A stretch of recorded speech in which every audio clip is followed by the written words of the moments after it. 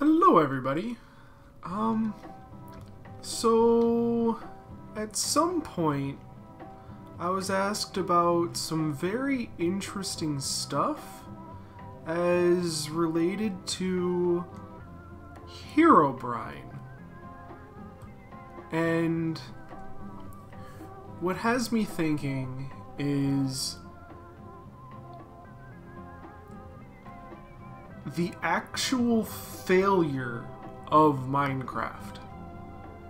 And I know I just triggered so many people by saying that. And Minecraft is an amazing game made by an amazing company, and it is a financial success, one of the biggest financial successes of all time.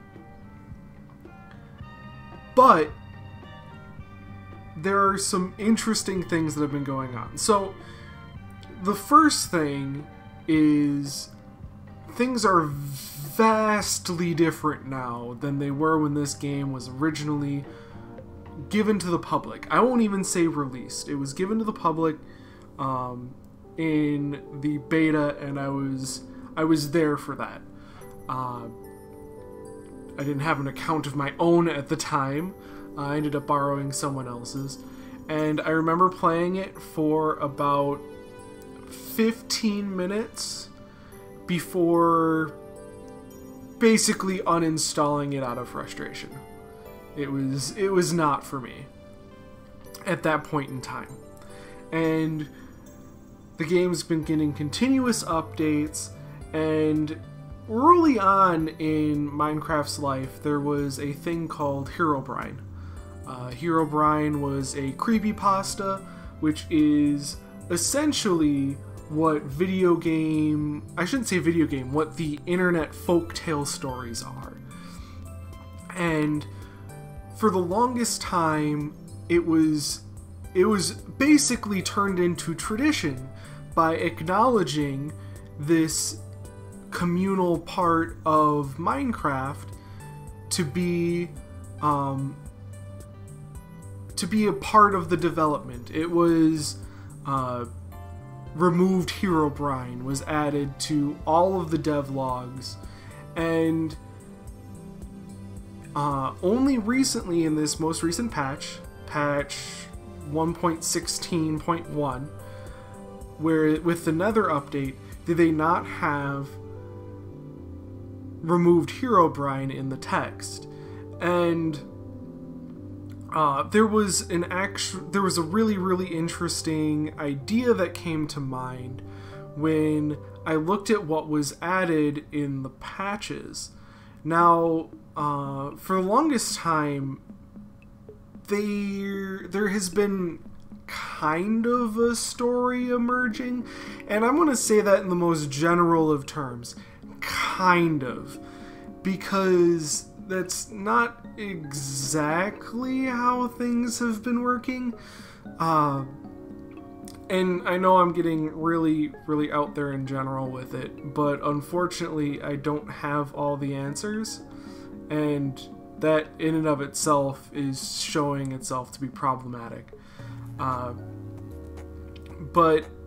I have a theory on why they wouldn't have removed Herobrine in the patch notes, and it has to do with the community and how the community perceives the game and how the game itself functions on a very essential level. So Minecraft, when it first came out, didn't have a whole lot to offer. It is nowhere near the game it is today, and that goes back and into how people are introduced to the game, and that is an essential point here. Is what is the new gaming experience for people who aren't a part of the Minecraft community?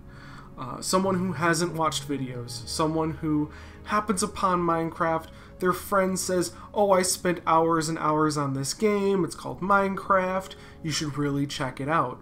And for those who don't do their research and don't have that knowledge. Things have been getting better and better over time, but still are lacking.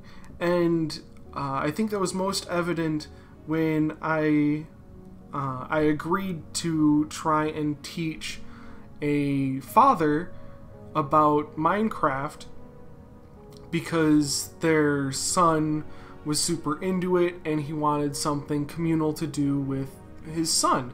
And when you have to have people come in and explain core mechanics and things like that, it becomes detrimental that there is a community involved.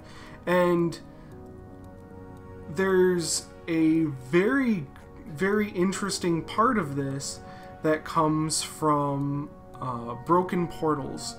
And they seem like the most silly thing ever, right? Like, why is this necessary? Why is this added into the game as a source of gold armor, which is trivial at best, obsidian, which, I mean, you can get, but it's obsidian, you know, like, you're only going to use it to make portals, and if you're crazy, spend days getting obsidian to make a dragon head at spawn, even though it's not, never mind.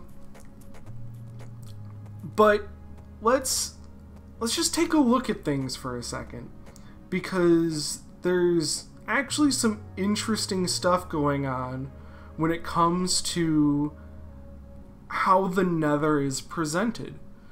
And this is a change that is essential and seen in so many other games, but wasn't really in Minecraft up until, I'd like to say, 2 years ago, something like that, where they're telling stories through the gameplay.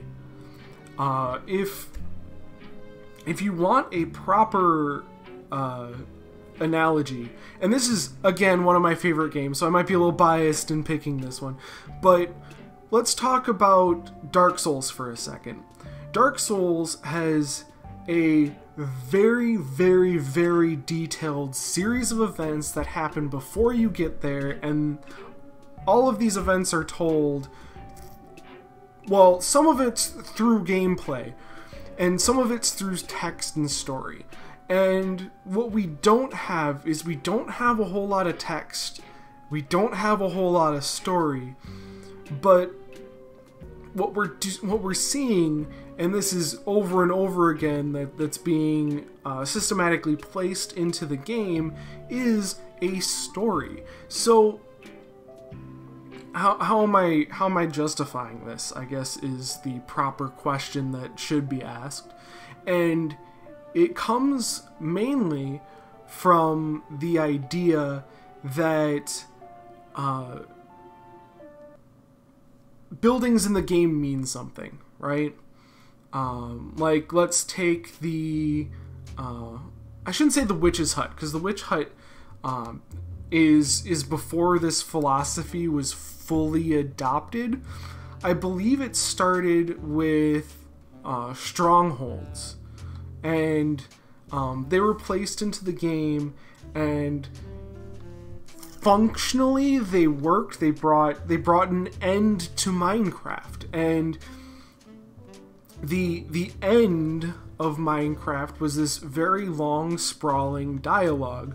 And I'm sure there are plenty of other people that can go over all the dialogue and give a proper breakdown. I'm not familiar with it because it does very much drone on, and it's talking about the player and what the player is getting out of this experience.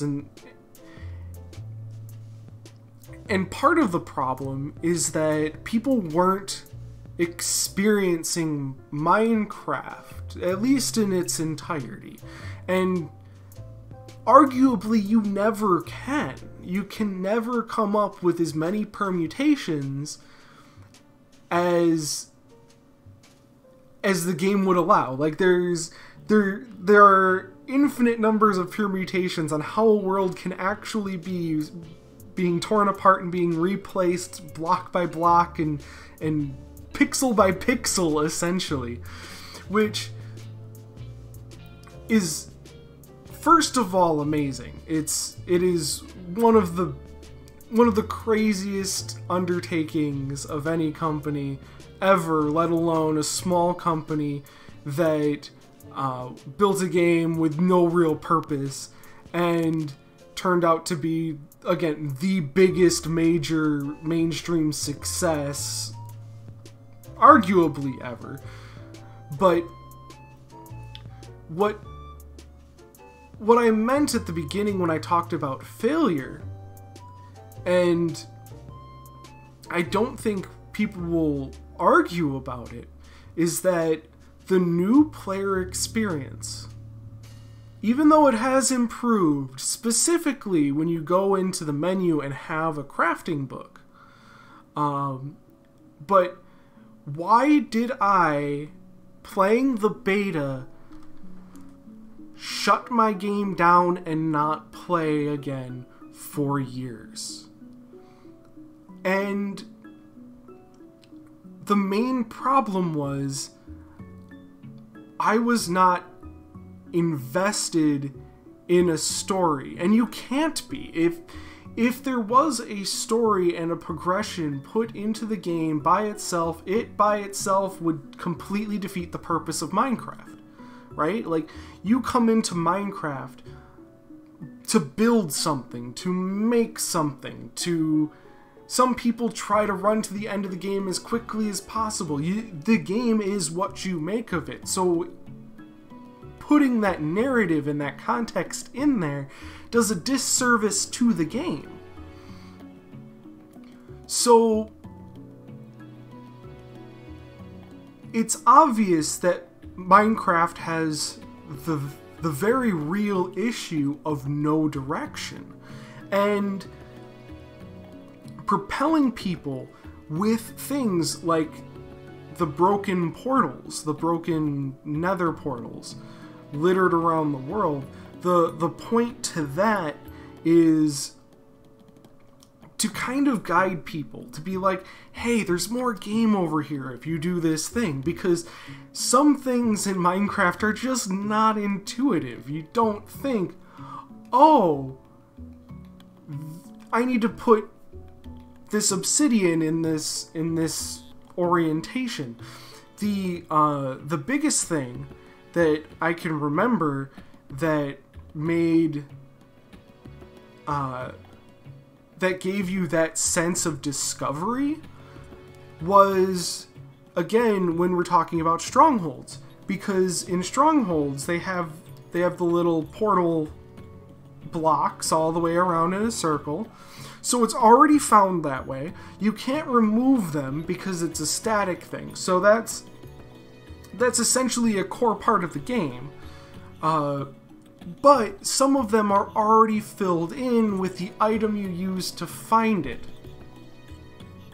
which may not be the best thing. I'm gonna fully admit I'm not totally sold on the difficulty of finding strongholds. As someone who's played the game extensively, yes, because having them all over the place would create just all sorts of messes.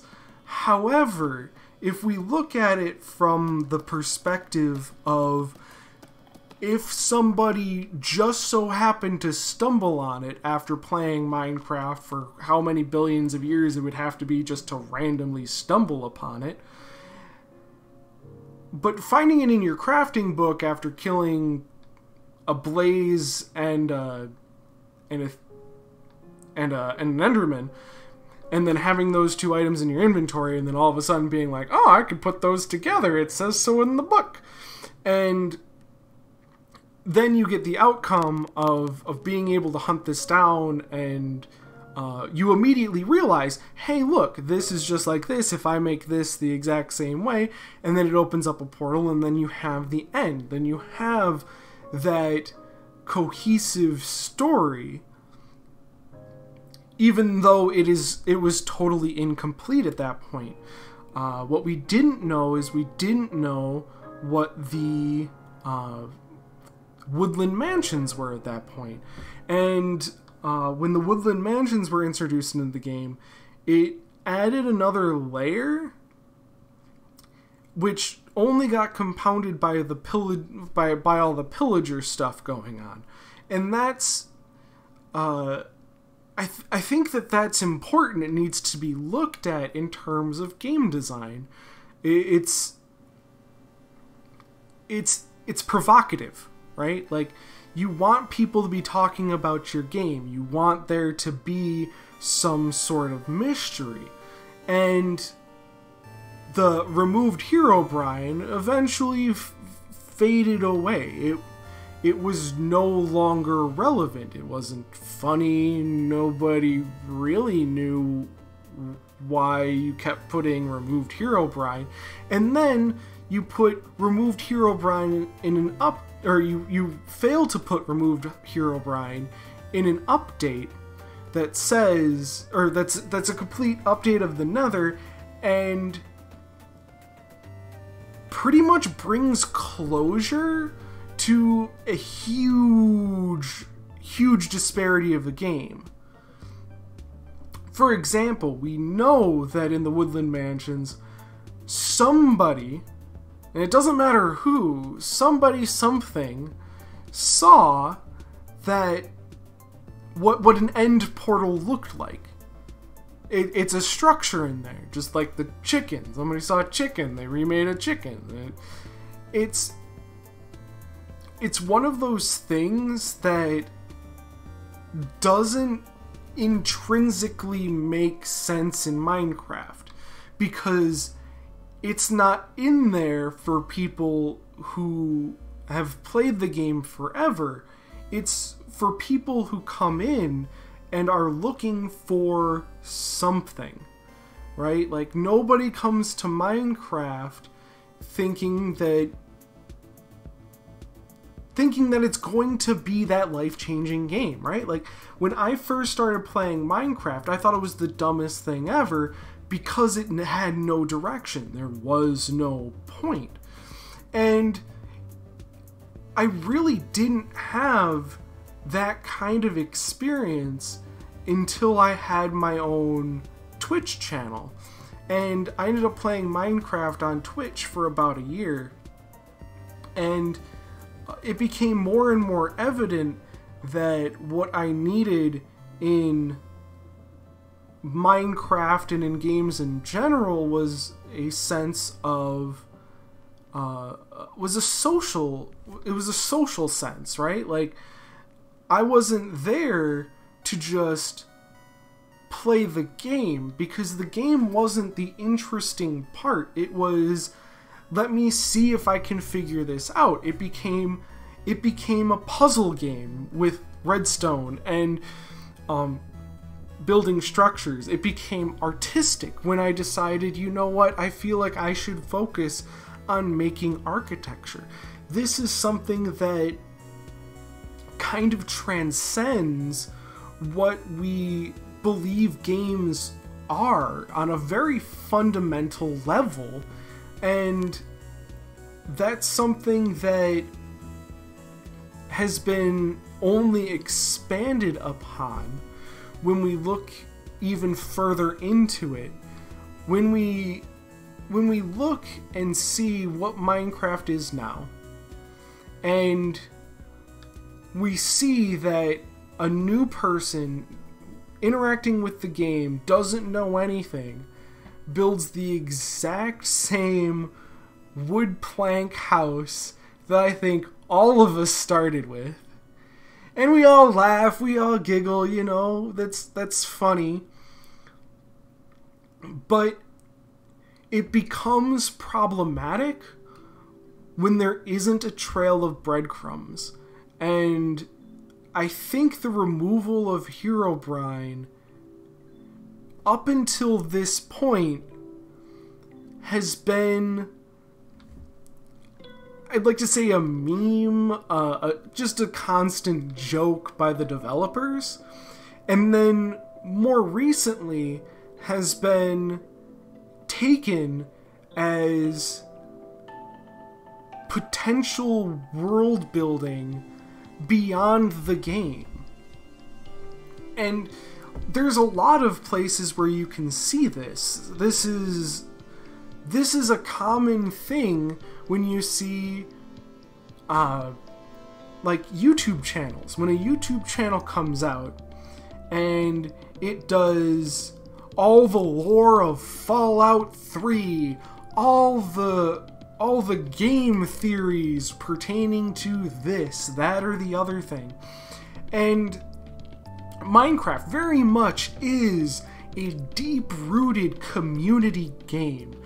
I mean, it goes down all the way to the disclosure agreement that anybody who builds anything in Minecraft owns the intellectual rights to that thing in Minecraft and can put up videos of Minecraft. All the music can be put out in any capacity. Like, that is an amazing thing. That is something that we rarely see. It's awesome. I don't know of literally any other game that doesn't have some sort of copyright issue. Like, if I went right now, turned things around, decided to play some good old Mario Brothers from way back when, I'm probably not going to get a copyright strike, but I can guarantee Nintendo wants their money.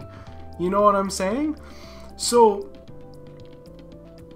we can look at it in a couple ways, and I think that's where I kind of want to just leave it.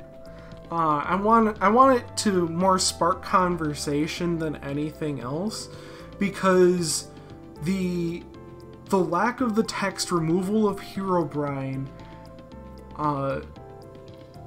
again, is probably insignificant. It's not like they're going to add Herobrine right now. Like, it's not like he's just going to wander around the world. Minecraft isn't set up in that fashion where that would make sense for a character of that stature to be in the game. It gets a little creepy. Don't get me wrong, I think going along the lines of having pigmen and the zombie pigmen look way more freaky, and like the Nether update gets a little creepy, but I think that might be too much for normal gameplay.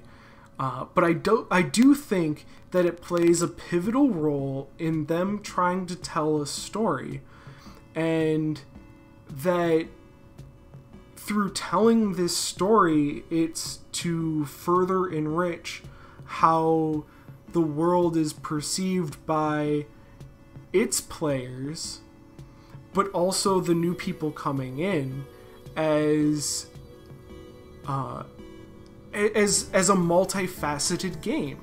You can't argue that, well, they just did it to do it. I mean, you can, but in all honesty, what does doing it to do it get you? It's a provocative tool, and taking that provocative tool and then all of a sudden basically showing off that it's gone or is being implemented is, first of all, a very significant marketing move. Like, you can't deny that it's causing people to talk, but second of all, goes straight into the narrative of, you aren't the first person around here. There's other people that have been around that have experienced these things, that have shown off that there's another player to pillagers or to the vindicators, and that there's all this other stuff going on. it's prime for conversation, and I don't want it to just end here because I'm sure other people have plenty of opinions, but I think it was a twofold decision. From a marketing perspective, it makes sense.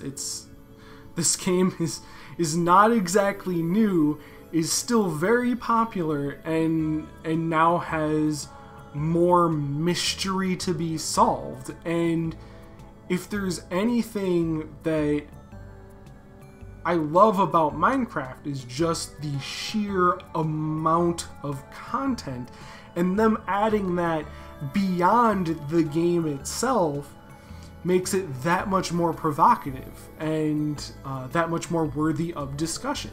And we can have a talk on whether or not they'll put Herobrine in the game, or they will make it somehow where he's a boss or what have you.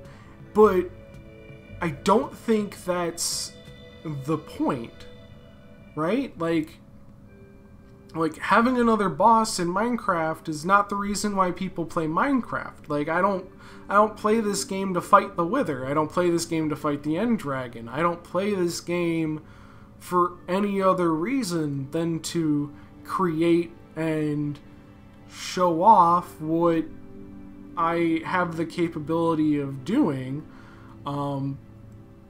And on top of all of that, I get to make content for a bunch of crazy people that for some reason watch me.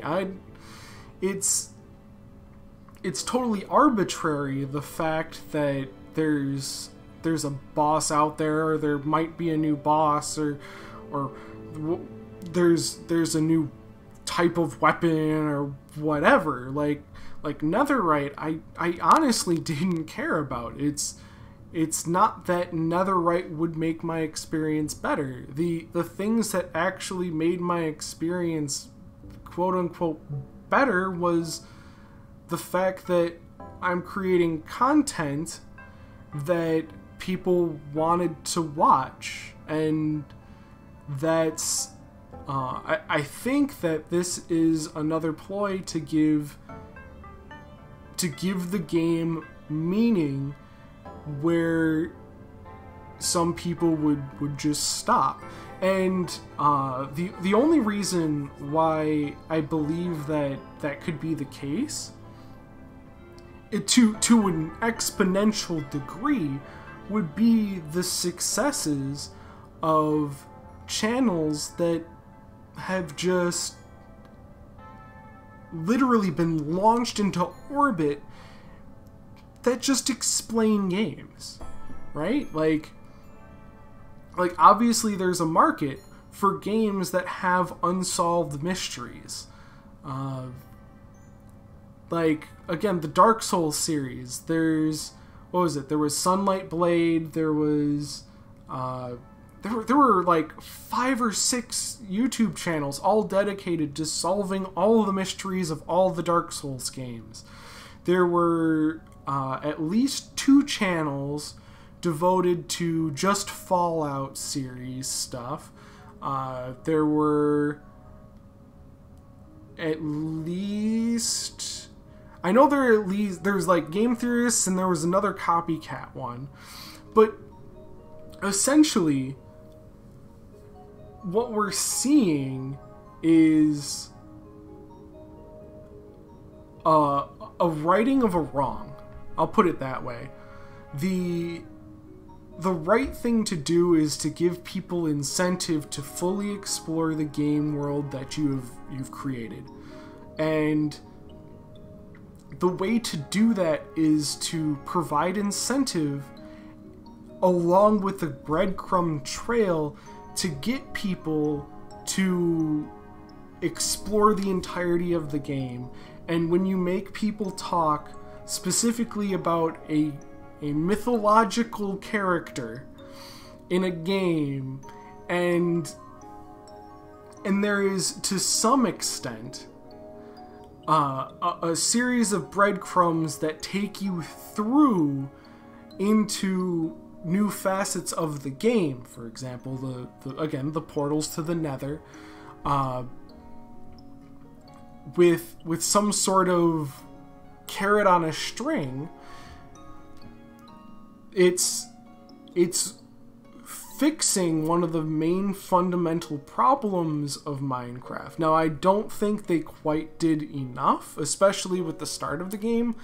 And achievements were supposed to be the tutorial, and I haven't quite seen that come to fruition to the extent of brand new players who don't know what's going on. And they are very much at the mercy of the community, and I'm so glad that the community itself still recognizes how just absolutely insane this game actually is. But I think that I said my piece. I want to know what you guys think in the comments below. If you guys think that the portals were breadcrumbs, if you think that Herobrine has lore implications as to villagers, pillagers, and the new Nether, if there are implications that it takes the game outside of what people think the game is, and if that in turn is simply marketing, or does it go beyond that? Is there a facet of this that's more ingrained in internet culture? Did they not include it because they think people forgot? Or is it that it's to play a pivotal role in how people perceive Minecraft? I think that's I think that really is a very important distinction. Is it intrinsically important to the story they're trying to tell, or is it maybe a side story? Is it something that, well, I mean, the Easter egg is done, guys. We finally finished that. Or I'm just curious. I'm curious, and I'll leave it there. Thank you guys so much for watching. I hope you enjoyed. And yeah, I think that's all I can say. Until next time, take it easy.